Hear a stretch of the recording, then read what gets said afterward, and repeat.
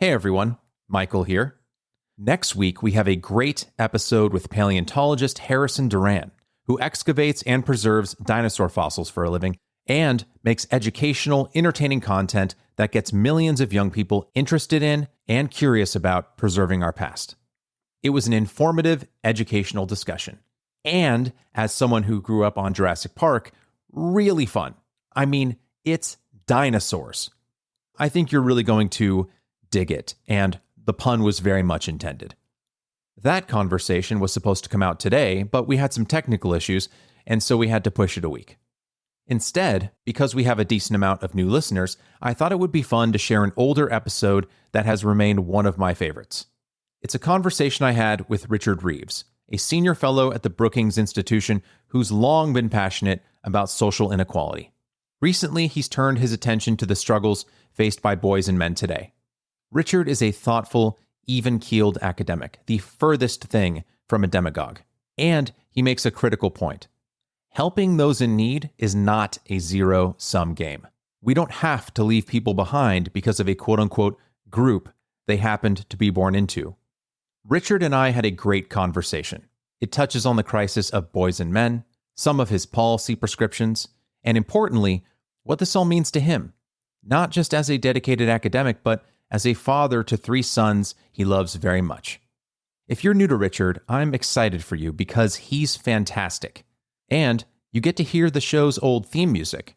I do miss it sometimes. I've also put together a list of episodes in the show notes that are sort of a primer for new listeners.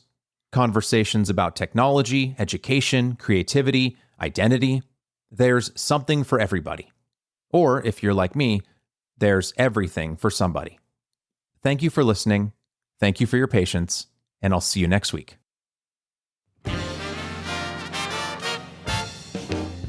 I'm your host, Michael Callahan, and wherever you might be now, this is where we go next. Richard Reeves is a senior fellow at the Brookings Institution, where he directs the Future of the Middle Class Initiative and co-directs the Center on Children and Families. He writes for a wide range of publications, including the New York Times, The Guardian, National Affairs, The Atlantic, Democracy Journal, and Wall Street Journal. His book, Of Boys and Men, Why the Modern Male is Struggling, Why It Matters, and What to Do About It, shows how the basic social structures defining masculine maturity and success have been shattered, and how they can and must be reinvented. Richard, thanks so much for joining us today. Thanks for having me on, Michael. Looking forward to this. Well, as am I. And your reputation as a researcher and policy advisor, focusing on remedying societal ills, specifically around inequality, through action at the societal and structural level, I think speaks for itself. But for our audience, a brief primer. Politico magazine named you one of the top 50 thinkers in the U.S. in 2017 for your work on class and inequality. You sit on the board of Jobs of the Future. You're an advisor to the American Family Survey and to the Equity Center at the University of Virginia. You previously served as a member of the Government of Canada's Ministerial Advisory Committee on Poverty. And I must note to our listeners that this is really just a partial list. And your new book, Of Boys and Men, is filled with fantastic research on the issue of what's ailing boys and men today, from education to the workplace to fatherhood. And while we'll definitely be referencing your research throughout our chat, I want to try and ground this conversation in the personal to start us off. You dedicated your new book to 3 men in your life, your sons, George, Bryce, and Cameron. My first question is a bit of a softball. Your youngest son, Cameron, set up an arcade in your basement back in March of 2020 with Street Fighter II Champion Edition, Galaga, and Final Fight. 3 absolute bangers, 3 classics. Yep. So what's been your favorite game to play with him and your sons? And has your arcade collection grown in the last 3 years? That's such a great way to go in. I think I tweeted at the time a picture of that, of the Galaga one, saying, I've never loved my sons more. It was actually a joint present from them, but then, my youngest son, Cameron, who's the techie among them, set it up. And there's a bit of a backstory to it, which is that Galaga was my game growing up. I played a lot of games growing up, like Defender, Space Invaders, Missile Attack, Asteroids, but Galaga was really the one that I spent a lot of time on. And so that was the one I was most excited about. That's the one that I can still beat them at. A Street Fighter, they're just so much faster. Basically, I'm just good in 2D where I'm just shooting one way and these things coming down at me. I can still beat them at that. Mm-hmm. They tend to beat me at all the others. Actually, there's a module in there now that allows me to have Pac-Man and a whole bunch of other games too. So that's been good fun. So we still have the 3 games still there, still in our basement. And what's great is that even among the young people today who've grown up with the internet and they've grown up with just astonishing quality online games. And I actually finished Far Cry 5 with Cameron as well, which was great fun. They still just love these old games as well. There is still something incredibly alluring about the simplicity of those games. So we still have a lot of fun with them. Yeah, they're classics for a reason. I mean, yeah, Street Fighter 2 and Final Fight are more my generation. Galaga was a bit before my time. Correct. That's partly a generational thing, yeah. Exactly, yeah. But they hold up. I mean, I'm biased. I'm an old man now, but they hold up. And, a couple years, I would say maybe 3 or 4 years before Street Fighter 2 Champion Edition came out, right around the time that I finished kindergarten, faculty at my elementary school recommended to my mom and dad that I be held back from first grade. It was because they were told I was, quote, not emotionally mature enough to advance. My parents heeded their advice. Honestly, I think the teachers were probably correct in that instance, and I instead went to something called pre-first. It was more advanced than kindergarten, but not quite at the speed of first grade. So talk to us a bit about your son Bryce's experience with elementary school and the decision that you and your wife Erica grappled with as he was about to enter kindergarten. Sure, but can I ask where you were when that happened to you? Which state were you in when you did pre-first? I was in Northern California. This was the late 80s. And in fact, I came across a 1991 article in the New York Times called The New Breed, the Pre-First Grader. It's a really interesting time capsule at that time. Like they're interviewing people from all over the United States about whether pre-first is actually valuable or not, and how some people think that it is and how some people think that it's not. But I just really connected to that passage in your book where you were talking about how you were kind of struggling with that own decision. Not exactly the same. It was about what age to enter Bryce into kindergarten, but I felt connected to that passage. Yeah, it was that classic decision. He was relatively young for his year, but it sounds like he may have had some of the same issues as you. He just was maturing a little bit more slowly in terms of social skills and emotional skills. And those can affect academic skills too. But it was just our strong sense that he just wasn't ready. We were actually in the UK at the time, and the UK is even more regimented about school entry than most US states are. Although some US states are quite regimented now too. And so it was quite difficult. It wasn't just this sense of, sure, just wait a year. It's like, actually, no, the school were quite opposed to it. And so we ended up compromising. And so whilst our instincts, and my wife's instincts in particular, were like, he's not ready, we should wait a year, the school were basically saying, well, we don't know if there'll still be a place for him a year from then, which was probably not true. But it was quite a strong, almost like a threat, essentially, to say, you better get him in now. So we compromised and put him in halfway through the year. And to this day, I just bitterly regret that decision. And because I was probably less sure than my wife, I held myself accountable for that compromise. In some ways, I think it was the worst of all worlds because he went into that school year. He didn't wait a whole year like you. He just went in. So he was kind of behind his peers, but he hadn't had the full year of extra maturity, which would have benefited from him. So if I could go back again, that's one of the parenting decisions I would absolutely make differently and say, yeah, all our instincts were telling us he's not ready. He's not ready. But the system was saying, it's industrialized system. Basically, it's like, okay, right, you just get stamped with a date when you're born, and and then you just automatically enter school at that date. Right. And it made quite a big impression on me because he struggled throughout school, not necessarily just because he was younger or was struggling with maturity, but just because in many ways he was a boy. And I'm sure we'll get into some of that. But I think we set him off at a disadvantage by our failure. And I will say my failure, to just have the courage of our convictions, stand up to the education system and say, no, he's not ready. We're waiting a year. We didn't do that. And I actually think we should be doing that for many more. And these pre-first programs like the one you experienced, you can see them in various US states and various school districts, and they tend to be more boys doing it than girls. And I think that's because boys tend to not be as ready as early as girls. And so I think that's a good sign that people are willing to accept there are differences between boys and girls and to think about that in terms of policy. But on a personal level, I just think, yeah, we screwed that one up. Not that child, that decision. When you're, yeah. When you're up against the entire educational structure that's telling you to go a certain way, it can be really hard to stand up to that, especially if they're saying, well, if he misses the boat, there might not be a boat there for him when he comes back. And one of the things that I found really interesting about reading that 1991 New York Times article was that there wasn't a single paragraph, not a single sentence where they mentioned what I observed when I was in pre-first, which is that 80%, maybe 85% of my class were boys. And so I guess my question to you to kind of lead into your research and your book in general is, why is that the case? Why for me was pre-first 80 to 90% boys? What's happening? What's causing that difference? Well, boys do mature on average just more slowly than girls. And the two ages where you see this biggest gap, and this is It's very important, I think, to be clear what we're saying here, because when we say mature, we're not talking about, oh, you're so immature, eye-rolling way, although it might include that. It's neuroscience. It's that boys' brains do develop at a slightly different pace to girls.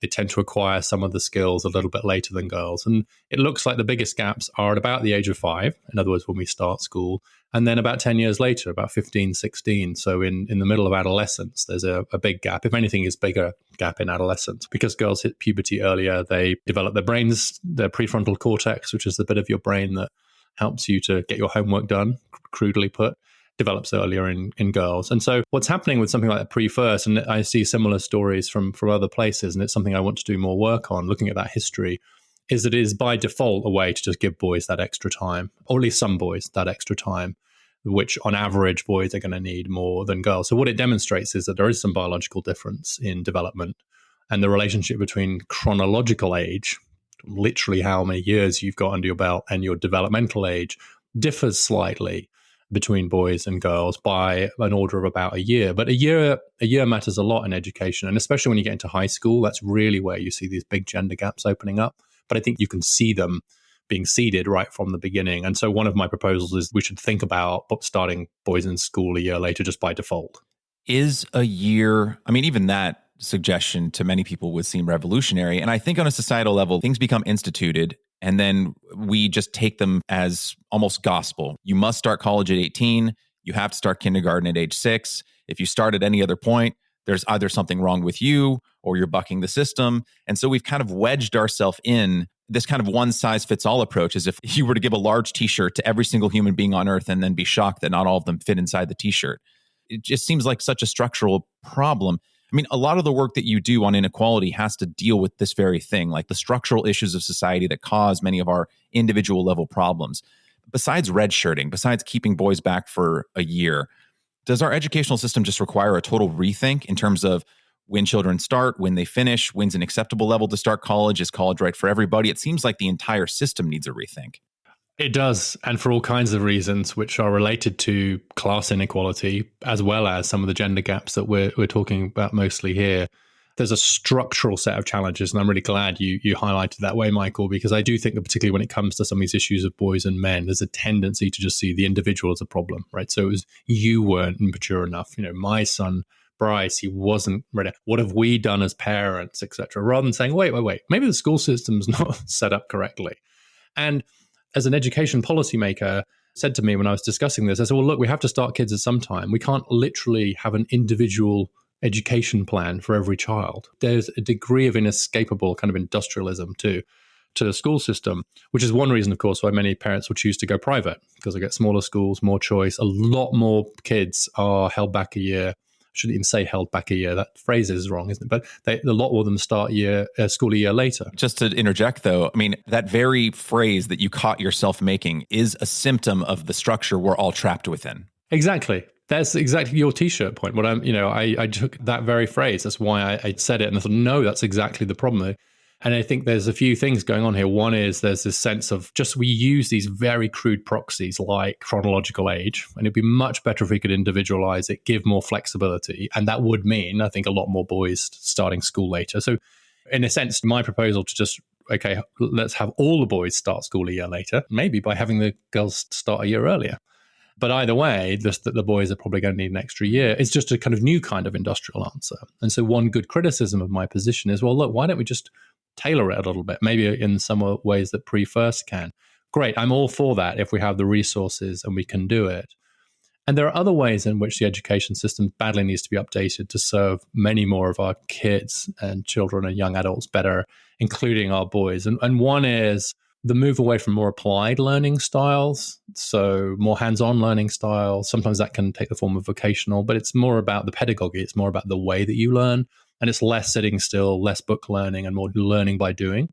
That's something that does disproportionately seem to help boys. And so to the extent we've moved away from that kind of learning, from those more applied hands-on learning styles, that has actually put boys at more of a disadvantage. And it's one of the reasons I think we lose so many boys in high school. Like, even if they're there, they're sort of checked out. There's this great phrase in the labor market of people who've retired but not left the job yet. You know what I mean? I do, yes. And there's a similar thing happening in high schools, right? We all know the kids that are just treading water. till they can get out of there. I mean, they're still maybe technically enrolled, but they're not really there. And that happens to so many. And I think it's just, we just lose them, especially in the last year or two of high school. And I agree with you in the implication of your statement about college isn't for everyone. My only concern about that is what we're not doing there is saying other people's kids don't need to go to college. We always think our own kids need to go to college, of course. And so we need to make sure the alternatives are ones that we would take seriously for our own kids. And right now, there's still such a premium on college education in the labor market, very often wrongly, that this is a difficult balance to strike. But I'm quite sure that some kind of post-high school training is essential. But there's really high-quality vocational tracks. There's really, really good certifications you can get without having to go down the 4-year path. I actually made a video ages ago about social mobility. It was using Lego bricks to show people moving up and down. And one of the things I said in there was, go to college. This was to low-income kids. And I would amend that now. I do think I fell a bit into that trap of the college, because the descriptive evidence on average for college being so important in the labor market is strong. But I think that's blinded us a bit to the fact that we've become unitary. The US education system has become a route march from kindergarten to postgrad if you get that far. And it's just a pretty straight, it's like one of those Roman roads. Well, actually, in the US, this doesn't land quite as well as in Europe. But in Europe, if you say a Roman road, everyone knows what you mean because they were dead straight. So the soldiers could march faster. But they are dead straight. If you see a dead straight road in Europe, you know it's Roman. And that's what the US education system feels like to me, like a Roman road that we're just marching our kids and young people along. Well, and no wonder they check out. If it feels like something was made by rote, if it feels like something was made in a machine, and there's no way for children to experiment and to find their own way and to maybe even customize their own classes in the way that you would in college or grad school. You can take a class from here and take a class from there and kind of make a patchwork that interests you. If there's no option for children to learn in different ways at the elementary, middle school, and especially the high school level, I can't blame them for checking out the same way that someone in their 50s, 60s, 70s with no promotional job prospects or feeling like they've hit a dead end in their work life. And what seems to be the issue here, Richard, that you're really pointing to is it's a collective action problem. A recent guest of the podcast, a wonderful author by the name of Pete Davis, he has this book called Dedicated, where he talks about the importance of dedicating oneself to either a task or a vocation or a community for a long period of time, something he calls long haul heroes, the people who keep our electoral system alive, the people that keep our communities alive, the people that keep recreational sports, like all the things that we kind of take for granted because they're just there. He dedicates this book to people like that. But he made this really interesting analogy while we were talking. And he said, the reason people care about basketball, right, which at its very base level is kind of a game that was made in arbitrary fashion, like all sports, right? At some point, someone decided, we're going to put a round ball here, we're going to put a hoop over here, you'll throw the ball in a hoop, and depending on how far away you are from it, you'll score different points, right? All kind of arbitrary, chosen by human beings. But then over time, we made the institution of basketball, and making that sport an institution gave it value, gave it power. So now you have documentaries about Michael Jordan in which grown men are crying watching it because we decided it mattered to us. And I think similarly, the collective action problem around things like vocational education and college alternatives, we need to treat them like we treat basketball. We need to make society care about those things because then we'll care about them. But it's almost like this prisoner's dilemma where like no one can kind of get together and decide, okay, together as a society, we're going to say you don't need 5 previous years of experience for a job you should get at 22. Yeah, you're right to say it's a collective action problem because we're also trapped within the system, and and I feel trapped within it. So I'm having actually the same, the son I was just talking about, Bryce, who's zigzagging his way through his higher education career. Let's put it that way. He's had some great opportunities. He's actually became a professional esports coach for a while in Las Vegas. Okay, that's awesome. Go for that. Yeah, that was just his dream, and it's like, you should definitely stop out of college to go pursue that dream. And then he worked in landscaping for a while. He's been an educator, and it's just really he's not a great fit for him in the higher education system. And so we'll see. Jury's still out whether or not that's going to work for him. And I do feel genuinely torn. As someone that studies what's happening in the labor market and education, it's clear to me that his career trajectories are going to be slightly easier and slightly more open if he's literally just ticked the box of college degree. I don't want the world to be that way. I wish it to be different. And in fact, I've strongly encouraged him to say, look, just do something else. Go into teaching and then pick up a qualification later. But I agree that we get trapped within these institutional equilibria, which is we have an opportunity structure. that is the way it is, and it's very hard to change it while simultaneously benefiting from it. Exactly. Yes. That's where public policy comes in. It's like zoning or any of these other, or tax policies.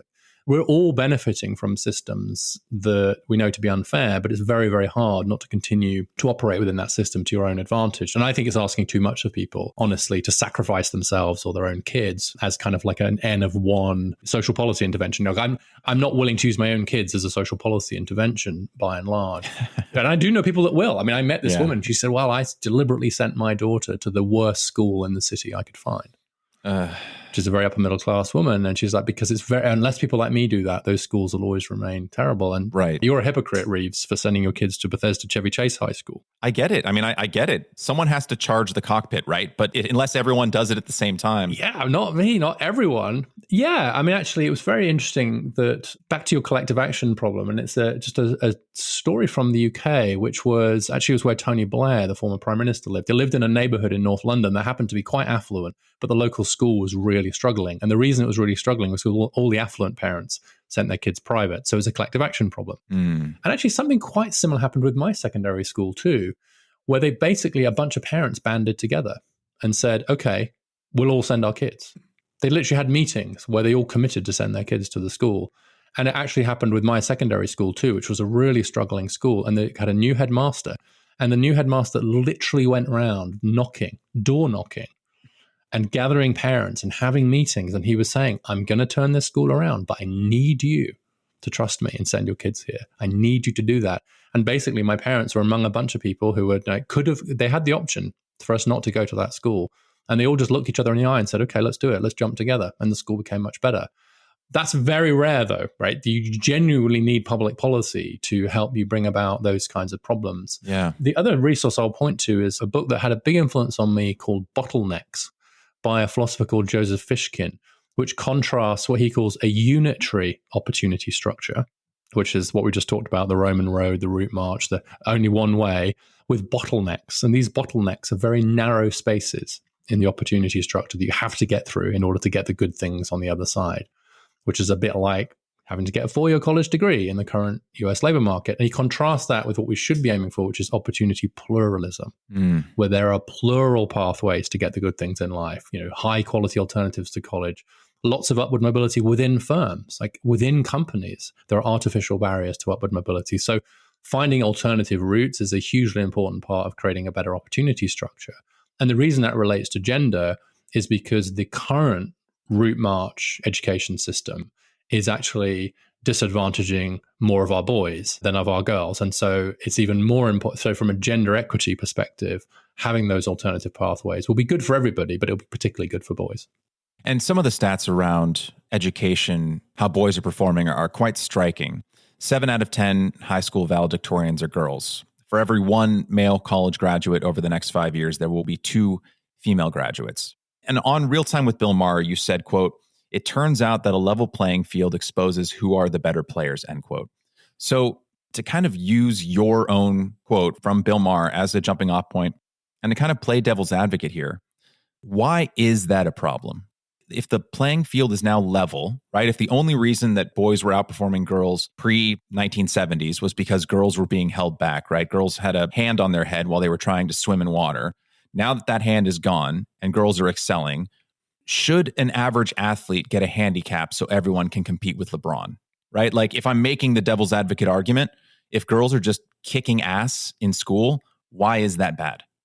Well, it's not bad that girls are kicking ass. It's great that they are. And that's obviously a transformation over the last 50 years. So actually there's a bigger gender gap in favor of girls and young women today in education than there was in favor of boys and men 50 years ago.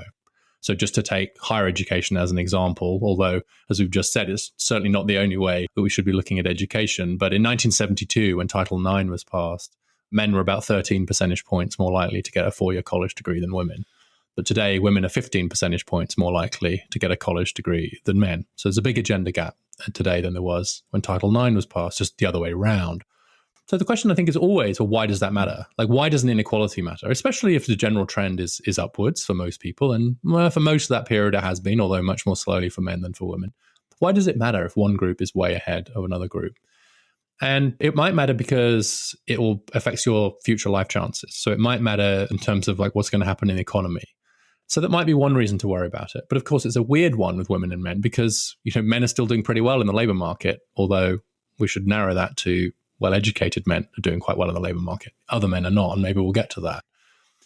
But it's also, and here I'll have to modify my metaphor slightly, it's also potentially suggestive that if you do see this big gap between two groups, it's pretty predictive and it's much bigger for poorer kids and in poorer areas, that might suggest there's something about the system itself. So the point I was trying to make with the level playing field analogy is just why were girls so far behind before?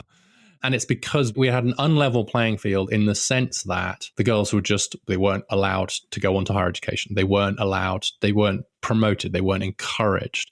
And so it wasn't level in that sense. It wasn't culturally level. The cultural playing field wasn't level. Now that we've done that, they turn out to be kind of much better in the education system. But I'd now modify or rather extend the metaphor and say, if anything now the playing field, I would argue, is leveled slightly against boys and men. So it was culturally leveled against girls and women before. We've addressed that, and now it's structurally slightly leveled against boys and men, which is why the girls and women are doing so well. So the main reason for this huge overtaking, this massive increase in women's educational outcomes and girls was just the end of those sexist artificial barriers. But now I think we can look and say, well, wait, it's not just that they caught up. They're now doing so much better. So why are they doing better? And they're better players, but to say the playing field's level misses the fact that the playing field in some ways is a bit more female friendly. So I'd have to adjust slightly the metaphor and just say, well, let's look and say, is it level? And actually now I think it's in many ways tilted slightly in favor of women and girls. One of the things that left a big impact on me while reading your book and then just doing additional research for our conversation was how in many ways boys are actually quite fragile. They're affected a lot more by their environment than girls are, which kind of goes counter to a lot of the stories we're told either throughout history or in our modern media about boys and men. Girls have seemingly identical outcomes, whether they're raised in two-parent households or a single-parent household, and boys absolutely do not. And we see this play out over and over and over again. And so it seems like our tales and traditions throughout history revere men for their strength. The data seems to bear out that during adolescence and even into adulthood, men just seem to be much more at the whims of things that are happening to them. They're more susceptible to the conditions of their environments. And girls seem to be much more resilient regardless of what is thrown at them. My question to you, Richard, is why is that? Why do how boys and girls seem to do in adverse situations seem to run so counter to the stories we tell ourselves about boys and girls? Well, the honest answer is we don't really know. We know that it's true. We know that, in particularly growing up, that boys are more sensitive to their environment in exactly the way you just identified. I should say that it's not true that girls' outcomes are identical in single and two-parent families. It's just that girls are much less affected by that than boys are. And what's striking about this is across a whole range of things. So it's like family poverty. All of the things I'm about to list affect boys much more than girls. Much, much more. Family poverty, neighborhood poverty, family instability or single parenthood, which you just mentioned. The quality of the local school, the school you're going to, is it a good or a bad school? Local rates of crime, even some aspects of kind of environmental health seem to just affect boys a bit more. So they are more fragile in the way that you've identified. They're more sensitive to their environments. And that's a well-known fact in social science literature that looks at these things, which is that just boys are just more developmentally sensitive. And there's lots of theories about why. There's this idea, well, is it about male role models? Is it something about, well, because single parents, they're missing their dads? Okay. But then what about the school? Why is it that in a weaker school, that girls aren't affected by that quite as much as boys? Why is it that girls are more upwardly mobile out of poverty than boys? Why is it that in the poorest families, you see the biggest gap in college going rates between not just boys and girls, but brothers and sisters? There are studies that look at, within the same family, the poorer the family, the less likely the boy is to go to school compared to the girl. So the psychologists have suggested that there's just a greater developmental sensibility, just that the personality development, the boys are a bit easier to derail. Once they're off the rails, they're harder to get back on the rails, that their psychology is somewhat more fragile in its development, certainly through kind of adolescence, which just makes them a little bit more sensitive. They also benefit quite significantly when they go into kind of better environments. Perhaps the most striking and controversial example of that I discovered was a really good study of putting kids into foster homes, getting them out of state homes and into a foster home or an adoptive home, either a long-term foster home or adoptive home, it had a much bigger positive effect on the boys than on the girls. So if you're a policymaker and you're just being really ruthlessly focused on return on investment, you'd be much more concerned to get boys adopted and fostered than girls, just because there was such a much bigger effect for them. Wow, why is that? And as I back to where I was, we don't really know, but the evidence is very clear. And it's one of the reasons I ended up writing about this subject in the first place, because, as you mentioned at the top, done a lot of work on poverty and inequality. And it turns out that a big part of the inequality and social mobility story is just the fact that boys suffer more from poverty than girls do, which creates an intergenerational cycle of male disadvantage. And so if we want a more equal society, we definitely cannot ignore the boys and men. Yeah. You mentioned a controversial study there. Speaking of controversial, you have a chapter in your book on the biological differences between boys and girls. And you've said in one interview that it's one of the chapters you were urged to take out. So why? Why were you urged to take out something that seems obvious to any parent of a boy and girl? The main reason I was urged to take it out is that it potentially could distract attention from all the other parts of the book. The stuff we've already talked around education, but issues around employment. Do you offer more help to boys? What do we do to help fathers, etc.? And that it would just invite criticism for even raising the specter of what's known as biological essentialism or determinism. And that it would essentially kind of be a distraction. And the other point was I didn't need it for my argument. That I could actually make pretty much all the other arguments I've made without talking about these biological differences. And that's true. I could have made the book work without that. I would have still had to talk about the difference in the timing of brain development, which we've already discussed, because that's such an important and under-discussed issue. The fact that however our brains end up, nobody thinks they develop at the same time or space, right? Anybody that spent any time in a fifth classroom or with 15-year-olds knows that's not true. And that is the biggest difference. It's not in how, but in when we develop. But I decided to keep it because I felt that there weren't very many good faith treatments of this issue out there. That it was a good example of a debate that's been polarized. And finding someone that kind of wrote about it and said, yeah, there are differences. They're on average. The distributions overlap. Here's where I think they matter. Here's where they don't matter as much. Just actually surprisingly hard to find that outside of the depths of academia. I mean, I've come to think that there are different levels of kind of academics at work. And there's the sort of surface level ones who you'll kind of read in the New York Times or hear on NPR, etc. But then very often there's the ones below them who aren't doing that.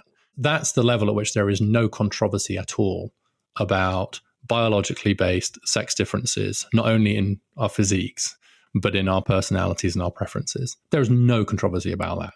Once you get past the surface of the kind of books that people are going to talk about over a dinner table and say, oh, it's all a myth, biology's a myth, or whatever. But actually the kind of quiet work of the serious scientists shows that, yes, as you said at the beginning, it's obvious there are differences. The question is how big are the differences, in what areas, and how much do they matter? I actually felt that a good faith conversation about that, I came to think that it was essential, because otherwise people would be like, wait, what about biological differences? He's completely ignored biological differences. I felt that for a lot of my audience anyway, that would actually make the book weaker. Yeah. Well, at least here in America, from a very young age, we're taught about the Declaration of Independence, right? All men are created equal. But I think that they're, especially in our modern time, that we're kind of forgetting the kind of parenthetical after that, which is in the eyes of God, not necessarily equal in all ways as human beings, right? You discuss in the book the need to come to terms with biological reality, like you were just saying, that some differences in the averages between men and women are rooted in biology and are therefore natural. And there seems to be this tension between this view and the belief that outcome disparities between men and women can and must be rectified. So I guess my question to maybe gently push back is, if women excel in areas that men do not, or vice versa, is this always an injustice or simply a result of, again, on average, natural preferences and proclivities? Well, that's the right question. And that becomes the empirical question that we then are taking out into the world. And again, the extreme views are unhelpful on both sides of this argument. Where I think it's useful is less in how you might treat an individual. I'm very clear that even if you see differences on average or in distributions, that doesn't allow you or in any way justify discriminating on an individual basis. So to give you a personal example, the fact that my son works in early years, I would be very angry if he's discriminated. In fact, I am very angry when he is discriminated against because he's a man, because people make assumptions about men being less nurturing or potentially even abusive. But my sister-in-law is an engineer, and I'm pretty angry if anyone discriminates against her because they say, well, can women really be good engineers? Right. You know, do they have the right brains for it? Equally angry because what you're doing is you're making a horrible mistake of taking differences in distributions and applying to an individual. Right. So where is it useful? I think it's useful in a couple of ways. One is just observational and the other is more substantive. The observational way that it's useful to be aware of and track these biological differences and just the patterns that we might see play out in society. And what it means, for example, is that you won't always see exact equality of outcome or exact equality of shares, say, of a profession under conditions of substantive and genuine and true equality. Everything doesn't have to be 50-50 to have true equality. You don't need androgyny to get equality. So to give a specific example, and I quote some work on this, take engineering. What percentage of engineers will be women under conditions of gender equality? It's not 50%. And the reason it's not 50% is because on average, men are more likely to be interested in things and that way of thinking than women are, right? On average. And the same is true the other way for, say, something like caring professions like nursing. So it's not 50%. But some work by Rong Su and James Rounds that I quote in the book suggests that it might be, say, 25%, 30%. So they take the personality traits of men and women and map it onto the occupational structure and say, what would we expect the shares to be if people were choosing based on these observed differences in preferences and personalities? And they get a number about 25, 30%. Right now it's 15%. And not very long ago, it's 3%. The trouble is that some people will say, and were saying when 5% of engineers were women, they were saying, well, it's just not really women's work, is it? You know, women's brains don't work that way, right? They were justifying 5%. A ludicrous statement, yeah. Right. But on the other hand, you'll see other people that would say, let's say we get to 30%, which in some countries we have got, in some countries it's leveling out now. Get to 30%, that's still not good enough. It has to be 50. Well, does it? Does it have to be 50? Now, the question is, how do you know? How do you know when you've got to a point? What's that point? What's that magic number? And the answer is, I don't know. But based on what we know from the differences in the overlapping personality distributions of men and women, it's a darn sight more than 5%, but it's not 50%. And it's probably somewhere around 25, 30. I don't know, but all we can do is get towards that and not allow ourselves to be caught in this trap of it's either zero because women's brains don't work that way, or 50%, or we're still in a patriarchy. Right. That's how it's useful to think about that. And substantively, it's useful because to the extent there are these biological differences, it doesn't mean that culture matters less. It means that culture matters more. Because A, culture could either amplify and accentuate those differences, or it could diminish them, right? So it can take these differences on average and turn them into, back to where you were a moment ago about collective action problems, about social norms, right? Why is nursing a women's profession? Well, Florence Nightingale started it in the Crimean War by saying men can't be nurses. It's taken quite a long time even to get to like 11% of nurses being men now. But using the same study that I referenced before, it should be about, say, 25, 30% of nurses would be men. Again, not 50%. But if we construct a normative set of equilibria, which is that's women's work, that's men's work, we make it much harder to go into those professions, which means that the numbers don't reflect the genuine underlying preferences. So that's why it matters, because culturally the messages we send are hugely important. And we've got to find a middle ground between this is women's work and this is men's work, right? Try telling that to Margaret Thatcher in 1979, right? That being prime minister was men's work. This is men's work, this is women's work. That's one extreme, which some conservatives fall into the trap of. But the other extreme is saying, until the day when everything's 50-50, we're still living in a patriarchy, when that's clearly not true, given that there are some differences. And most ordinary people find these statements to be completely uncontroversial. It's just in the higher reaches of the culture war where they're controversial. Yes. So much of our politics, so much of our discussion around social issues seems to be this us versus them, all or nothing proposition. And in this instance, it's either you're full-blown blank slate or you're dedicated to biological determinism. And if you're a man, this is what you should do. And if you're a woman, this is what you should do. And this is for you and this isn't for you. And you're right that it's the upper echelons of society that really believe this kind of all or nothing. But I mean, as a man of the left yourself, Richard, I'm sure you notice this in your practice at every level of Western governments. I think it was recently A few years ago, Justin Trudeau said that if the government isn't 50-50 at all levels of men and women, then that's inequality. There is this ascendant belief structure within a lot of, I guess, important leaders on the left. And you can see kind of the reactionary thing happening on the right as well, though they just don't have as much cultural power as the left does today. But you see this kind of ascendant belief on the left that if things aren't 50-50 in every realm of society, that inequality must exist there. I know you're confident enough in yourself that you can state these truths and not worry that, oh my gosh, that means I'm all of a sudden a man of the right if I say that it's okay if only 30% of engineers are women or only 30% of nurses are men. But do you worry about being grouped as such by your fellow members of the left? I mean, are you getting much pushback in that regard? Well, the first thing to say is that I genuinely don't know what I am. And I describe myself in the book as a conscientious objector in the culture wars. That's certainly true. I'm from the UK. I was a member of the Liberal Democrat Party in the UK. That's who I worked for in government, so somewhere in the centre. And I'm genuinely not tribal. I think some people are more tribal than others. I think there's good things about that and less good things. To that extent, I'm not looking over either of my shoulders, honestly. I think you're right that my instincts, my inclinations would probably be more characterized as on the centre left. I think that's partly because I do see quite an important role for public policy. And I think that done well, good government is good.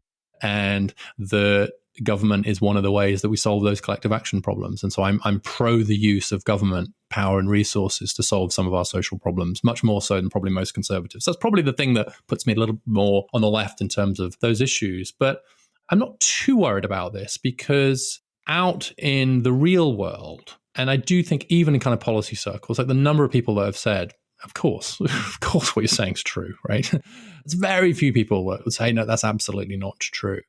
And most people are both able to, and more importantly, wanting to be able to think two thoughts at once.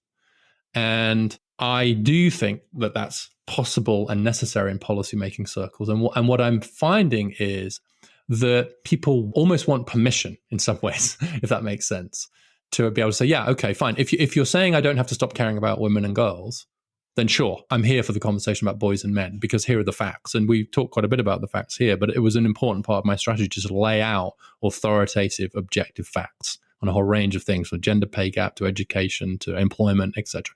Really trying to be fair to all sides and call it as I see it. And the appetite for that has been really very significant. And in fact, Jason Furman, who was the chair of the Council of Economic Advisors for Barack Obama, he's actually just said something nice about my book. He listed it as one of the 5 books of the year in economics. And he said, to say that there are some policy issues that are very specific to girls and women is not to say there aren't also some policy issues specific to boys and men. We can do two things at once. I'm really heartened by the number of people that really do think that's true and are tired of the bullshit, excuse my language, zero-sum thinking that too many people want to tempt us into, that to care about, you can either care about A or B. You're not allowed to care about A and B. And people are so over that. And I sense a move against that kind of absurd zero-sum thinking. Zero-sum thinking is poisoning our politics and it destroys good policy making. And so the appetite to me seems to be there. Now, we'll see. The proof will be in the pudding if we actually make some changes around some of these issues. But I'm reasonably hopeful. Yes. And it speaks to the tribalism that I'm trying to exorcise from my own body, that I see someone who believes in the importance of governmental policy and I immediately think left wing. So that's on me. Well, there's lots of national conservatives who are actually pro-government now. I mean, pro-child tax credit, which I am as well. And so I honestly think a lot of these categories have been scrambled. Yes. And we're all seeing the downsides of that, which are real, right? It was nice to know what the parties stood for and where people were. And these coalitions had some sort of coherence, right? Yes. It's like a kaleidoscope now. It's like somebody, and that somebody was largely Donald Trump, picked up the kaleidoscope of American politics and just shook the hell out. Yes. And the pieces haven't settled yet. They really haven't settled. And so that's obviously unsettling, disorienting. It's dangerous in some ways, but it's also thrilling in its possibility. It's like, could it allow more of us to sort of break out of some of these issues and actually not have to see our views be so clustered? One of my friends runs a progressive think tank in the US. And one thing she does is really great is she gets people to come in and they put statements up on the wall, which are kind of classically liberal statements on pro-choice or anti-gun or inequality or whatever. And they say, go and stand in the corner of the statement you agree most strongly with. Okay. And they say why. And then go and stand in the one that you're least comfortable with, the one you're not sure about, and say why. What a great thing to do, because what it allows someone to do is to say, you know what, I'm a pro-life, egalitarian, anti-gun Catholic or whatever, right? Meanwhile, I am very strongly pro-choice, libertarian, because that's how people actually are. People's views don't, surely, for the love of God, don't actually cluster along the lines of party platforms. Yes. Because God help us if that's true. Surely, as individuals, we have a range of views, and we're going to agree with some sides on some things and other sides on other things. And that's great. Yeah. We human beings, we just love stereotyping. In the same way that we have so long loved to sex stereotype, and in many ways that sex stereotyping is still affecting men and women today. It's like, oh, if you're a man, you must be this. If you're a woman, you must be this. You can't like sports if you're a woman, and you can't like dolls if you're a boy. And we do the same thing with our political parties. But there's something that's a recurring theme in your book, and you've mentioned it several times here in our discussion, which is that there is a reticence, I feel, in society to even want to think about the idea that boys might need help. I want to get your thoughts on this. I think it's due to a combination of stereotyping and the kind of residue of historical roles that might have made more sense in a more dangerous world, right? Men have long been seen as fighters, as protectors, the first and traditionally only sex to be called to war, the last to board a lifeboat after women and children. And so I think even today, as we have shed so much of our sex stereotyping, although there's still work to be done there, men are still seen fundamentally as actors capable of seizing their own fates, while women are, I think, oftentimes unintentionally, still often talked about as mostly being acted upon. And I feel like that's tainting how we view inequities that most affect men today, because this lens means that any inequalities that tilt towards boys and men are seen as the fault of men, while inequalities that are skewing towards girls and women are seen as the fault of society. And I think that affects how we respond. We're all for societal reparations and reparative measures when it comes to girls because they've been acted upon. But if things are affecting boys, well, that's just a result of their bad choices. It's like, to stereotype again, we're very left-wing when offering prescriptions for girls and very right-wing when offering prescriptions for boys. Don't you think? Yeah, that's a great way of putting it, actually. I wish I'd had that when I was writing the book.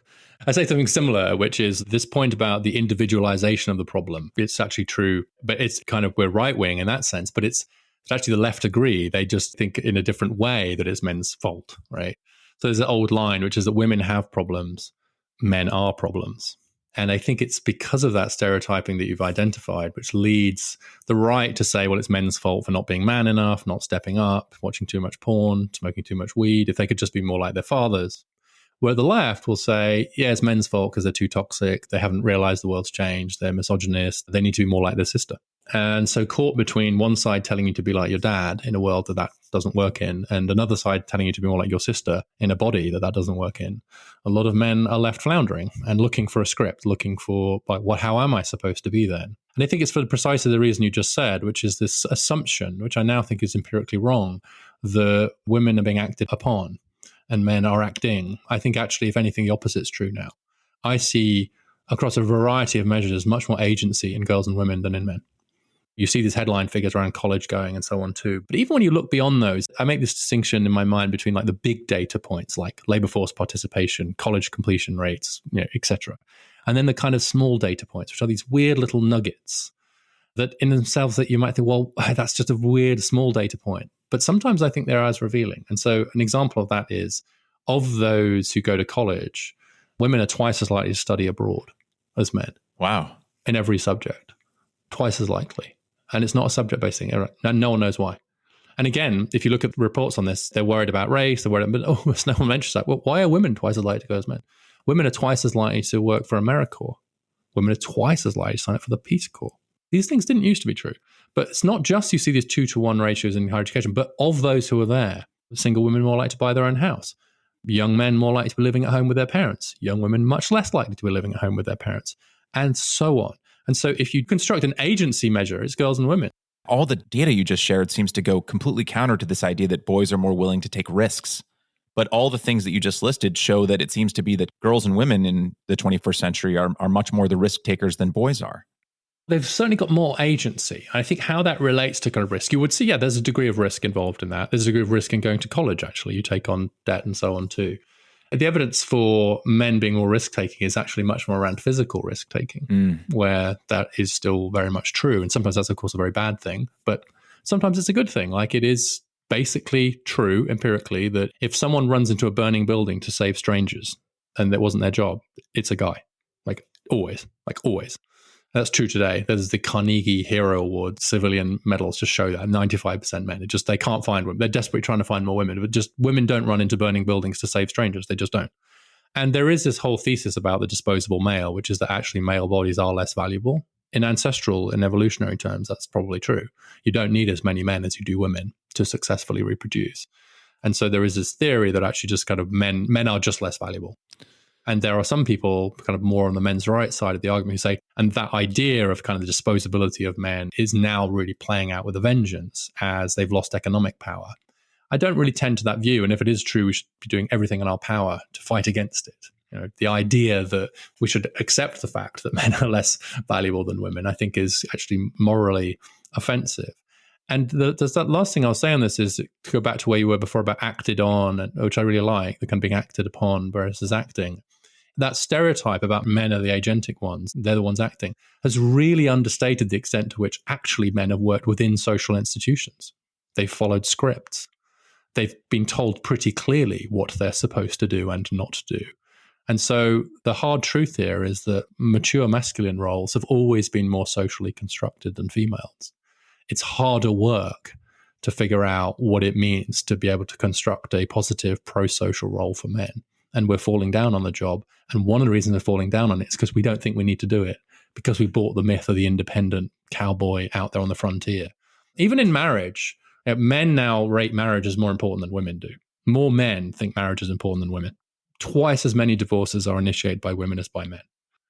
But the stereotype would be the ball and chain, she who must be obeyed, the woman snagging her man and dreaming of her wedding and him reluctantly going along with it. That's a stereotype. It's absolutely the opposite now, that men are the ones who get most out of marriage and want to get married, not women. The women are the ones that are like, maybe, I'm not sure. So again, there's this huge lag between the empirical reality on the ground and some of our cultural stereotypes. And those are actually leaving a lot of men on the bench now. What you just said there about men needing a script, you talk about this in the book, and I've heard you say it many other times in other interviews, this idea that between men and women, obviously it's important for both of them to have a story, to have something that they can aspire to, a story that's told to them about themselves so they can become who they need to become. But that boys and men specifically seem to depend more on a script of what it means to be a man so that they can grow into that. If you'll allow me, I want to read a passage from an essay in the Washington Post by Christine Emba, titled The Profound Sadness of the Jordan Peterson Phenomenon, in which she writes, quote, "The subtitle of Peterson's book is an antidote to chaos, and many of his readers really do feel as though they're living lives of fracture and disarray, left to twist in the wind by broken families, a fading economy, and new social norms that seem to give succor to everyone except them. Reams of research about young men succumbing to despair, disappearing into video games and pornography and drugs back them up.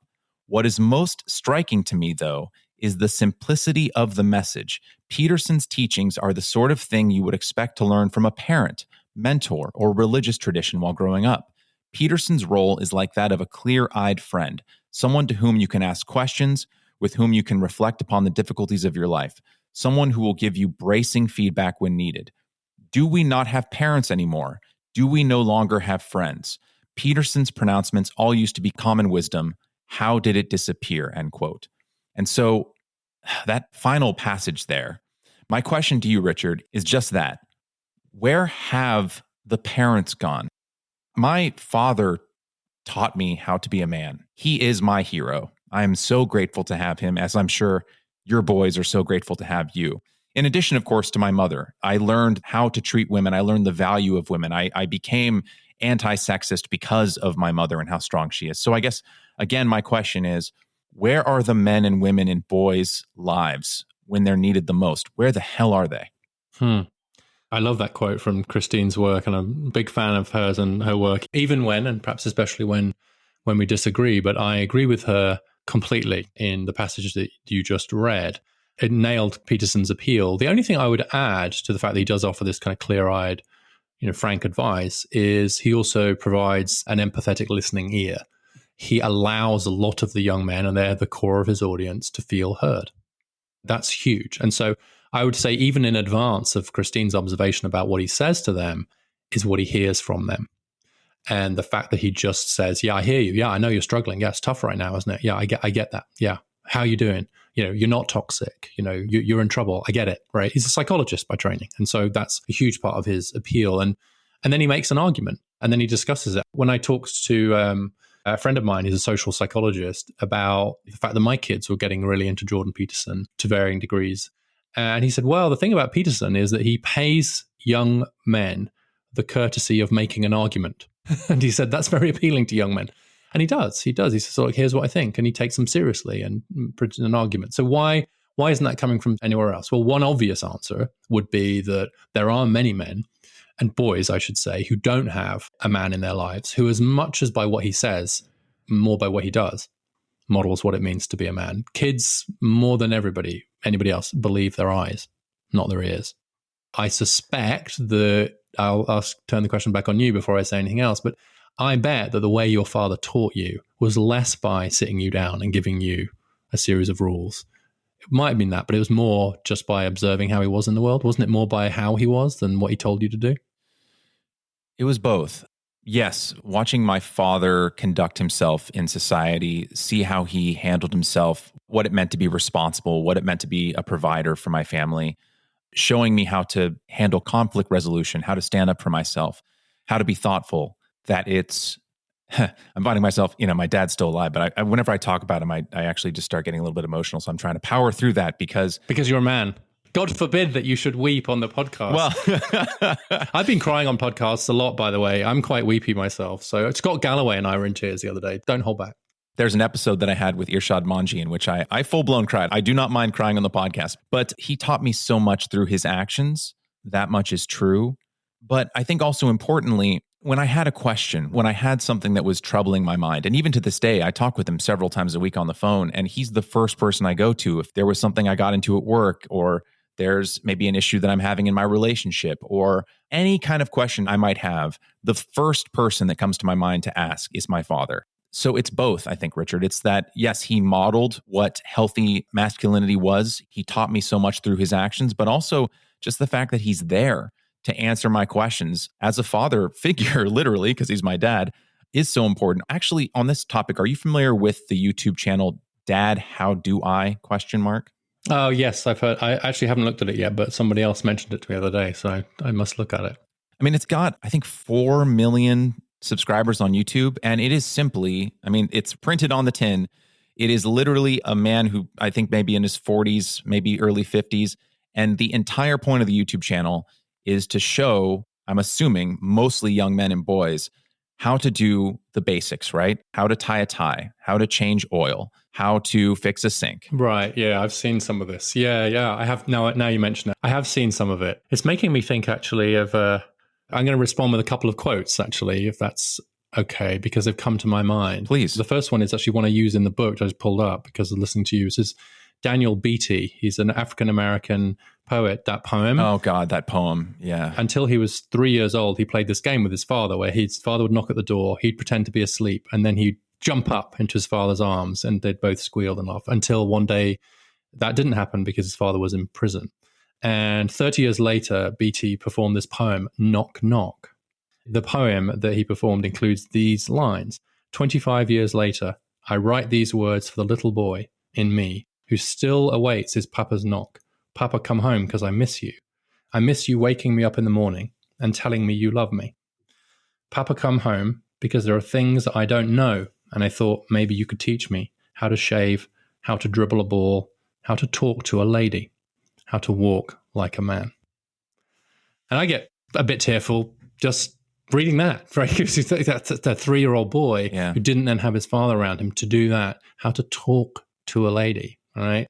You mentioned that too. And this idea of just enacting and socializing what it means to be a father. And my own father, actually, he weekly commuted for 2 years so that I didn't have to move schools. And I didn't really even know that was happening at the time. But I realized later what he'd done when I was having to do a lot for my own kids. He was a breadwinner, but I was happy in the school. And so they made the decision, well, he's just going to have to drive 4 hours each, whatever. I didn't even, so blindly unaware, but you're right, you realize it all. And the thing is that it's learned. There's back to this point about the male role and where is this coming from? And Christine's question, where is it coming from? from the fathers. I think that what's missing is a sense that it has to be a specific message to boys and men, which is complementary to, in many ways similar to, but has to be distinctly articulated to kind of boys and men. Because the problem right now is, Christine's essay suggests, that they don't know if anyone's going to need them. And one thing we know for sure about humans, about every single one of us, is that we need to be needed. Mm. When I looked at a piece of work that Fiona Shand had done on suicide, they looked at the words that men had used to describe themselves before committing or attempting suicide. And the two words that men are most likely to use to describe themselves before taking their own life are useless and worthless. And it seems to me inevitable that if you start to feel like there's no use for you in the world, that you have no worth in the world, the chances of you taking your own life or succumbing to one of the addictions that you mentioned is much higher. So the question is, how do we articulate to men, to boys and men, their worth and their use in a society where it's not entirely clear to them that that's true? There's a real danger with the future is female, toxic masculinity, you go girl message, which is, yeah, we don't need you anymore. Right. Trudeau, you mentioned him earlier, he said the future is female. And you see it on mugs and you see it, and I get it, I understand it, and I wouldn't, but I'm just like, I have sons, So my last quote, which I think is relevant to all of this, which is this specific point of that men nurturing in different ways. My father nurtured me by driving across the country to do his job so that I could stay in my school with my friends. Margaret Mead said the following: every known human society has rested on the learned nurturing behavior of men. This behavior, being learned, is rather fragile and can disappear quite quickly under conditions that no longer teach it effectively.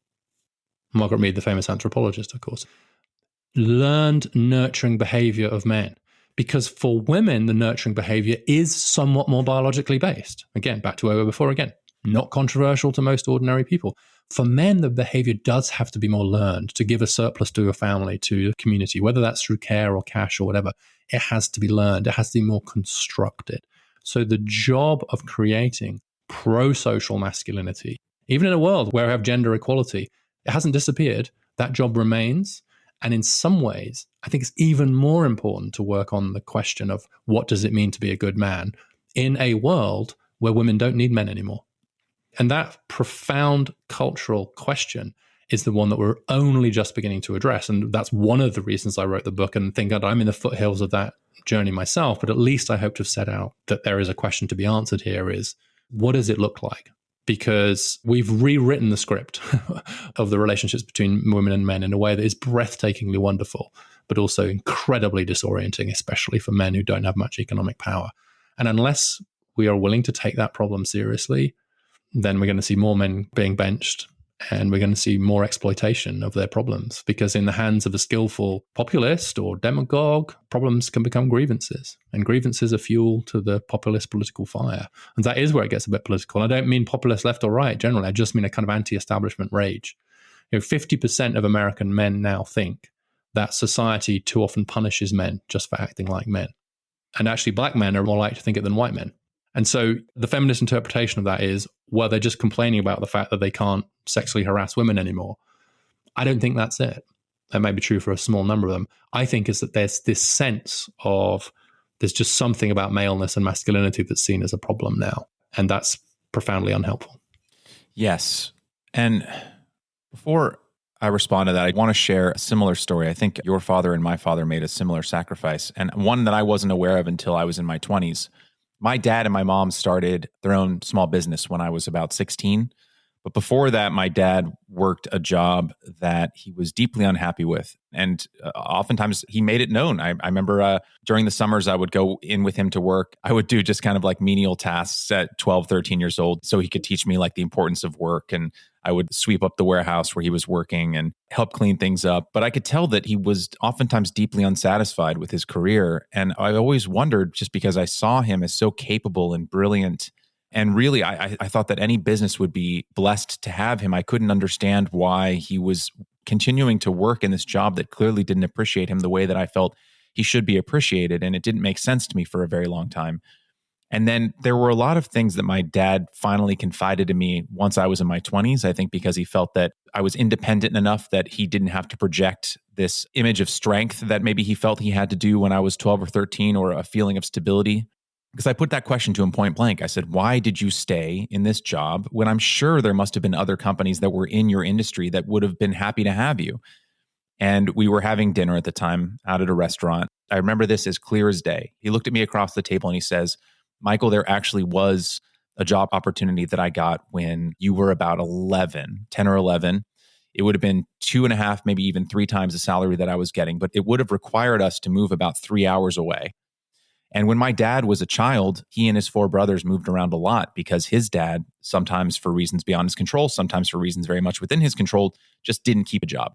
And so my dad and his 4 brothers were oftentimes going from school to school, going to a new school district every couple of years. So my dad and his brothers never had the opportunity to make long-lasting friends.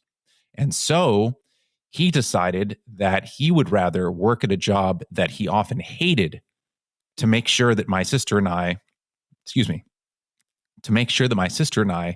didn't have to go through what he went through, and so that we could have childhood friends from 5 till 18. And those are the kinds of sacrifices, especially as I grow older, that I very much appreciate. Well, when you have your own children, I realized that I was looking at my own father in a completely different way when I became a father. And sometimes there'd be like long journeys, like frustrating things you'd have to do, sacrifices. I took some time at the labor market, which I loved, and I did some commuting myself. And then I thought, yeah, hang on, didn't my dad? And then I thought, wow, that's why he did that. There's a danger with this conversation that I was reminded of this scene in, do you know the movie Primary Colors? Yes. There's a scene in there where the 2 main political characters are down in the South. They're bragging about how great their mums are. And I think the wife rolls her eyes and says, oh no, we're into a Southern mamathon. Oh, my mother did this. My mama did this.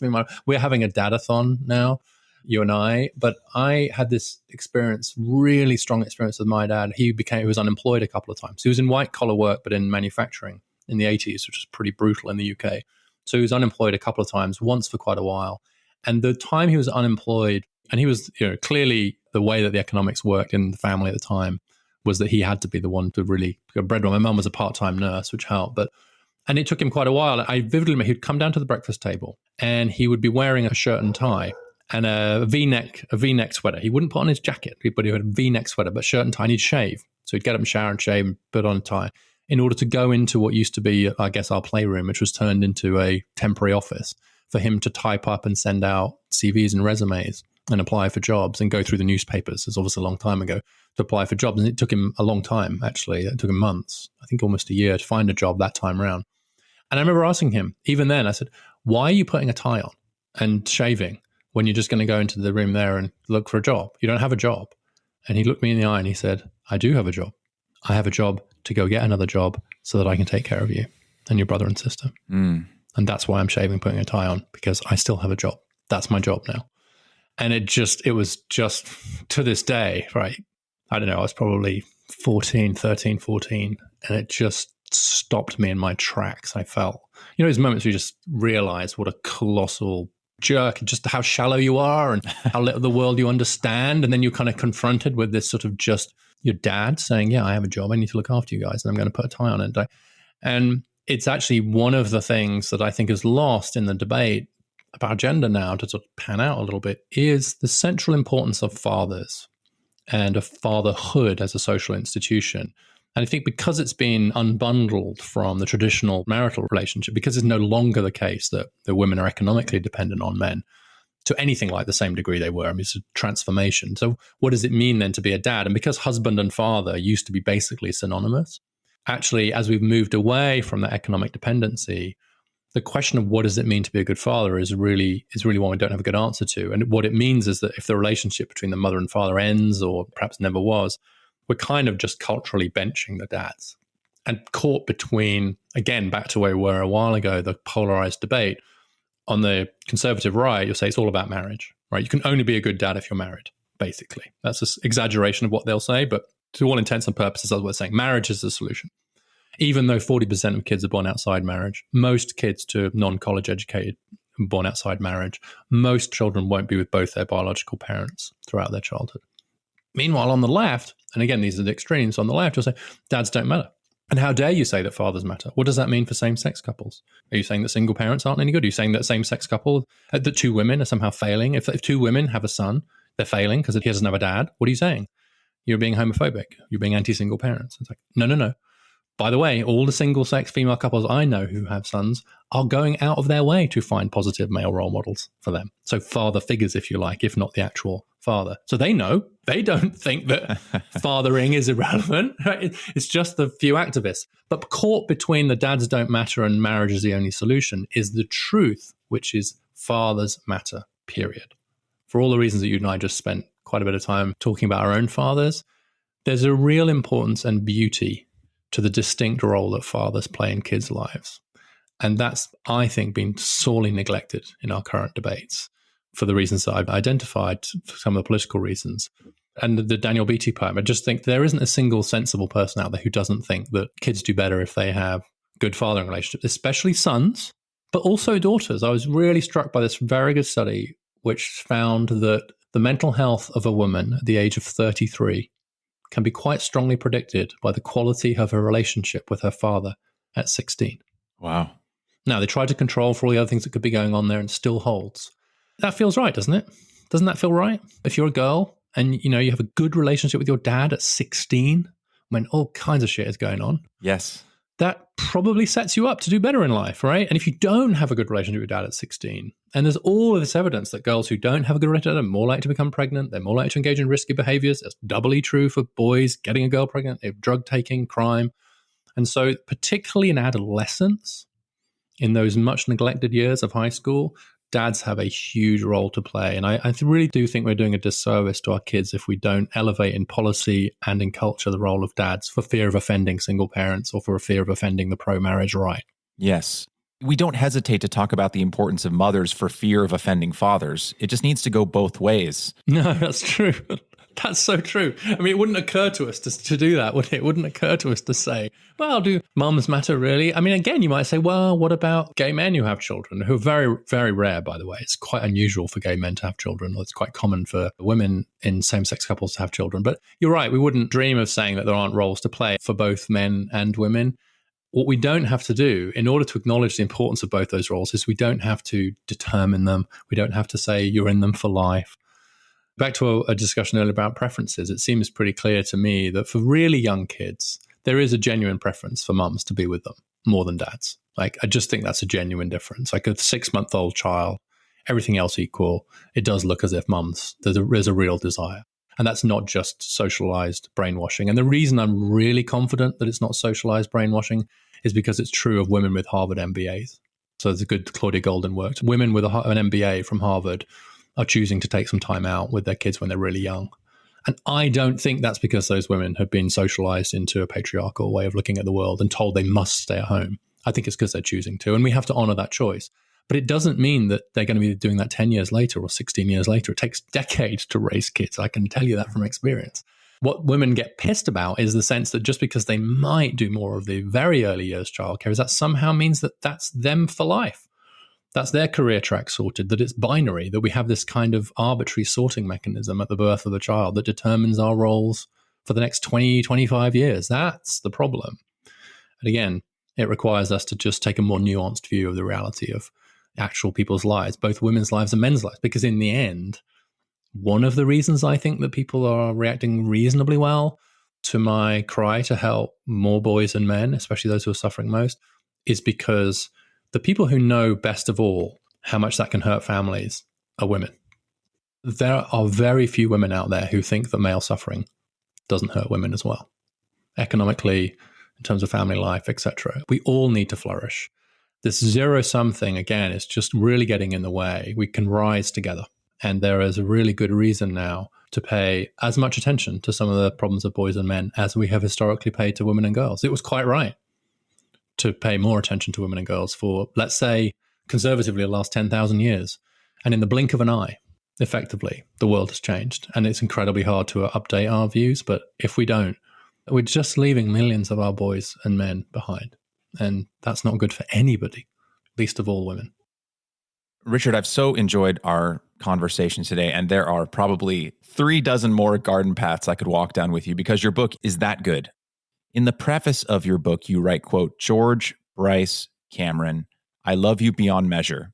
That's why, even now, I sometimes worry about you, end quote.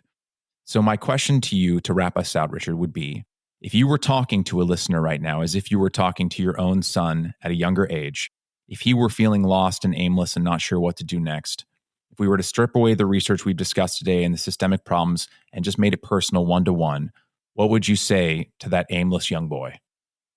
The first thing I would say is that you are entirely unique. There is no other you in the world. There never has been, and there never will be. And whether you believe that from a religious perspective or not, that you're made in the image of God and that you contain the fragment of divinity within you, or whether you just want to take the secular version of that, which is that no one else has your DNA helix, there's only one of you. And you're incredibly precious in our sight. You're incredibly precious to our world, to your family, to your friends.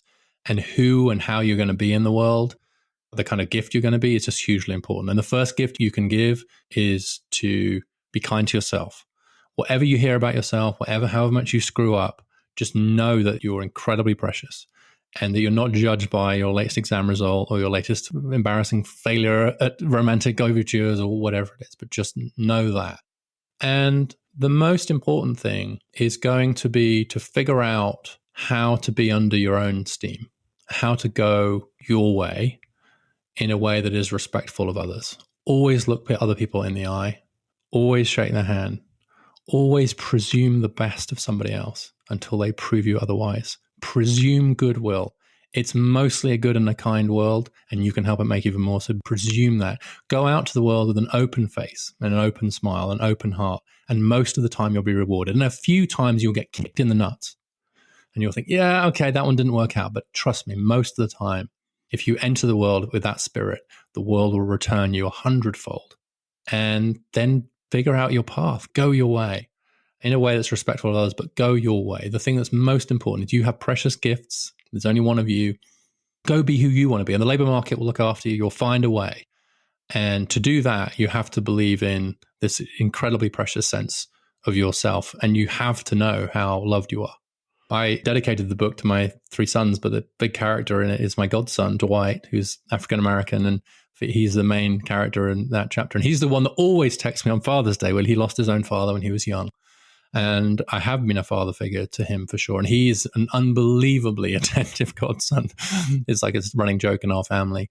And he has his own sons. He says, I want them to be free and I want them to be able to be themselves. And some of that sounds cliched, but if I'm looking at, I've got this young man in my eye right now, and I'm thinking of one or two that will come up to me. I'm looking him in the eye, and I'm telling him you're heard, you're known, and you're seen. That's what you need to know. We see you. We're with you. We got your back. Go for it. Richard, your book is so vitally important, and your time is valuable. So thank you for sharing it with us today, and thank you so much for your work. Thank you, Michael. I've really enjoyed this conversation. Thank you for the time you've taken.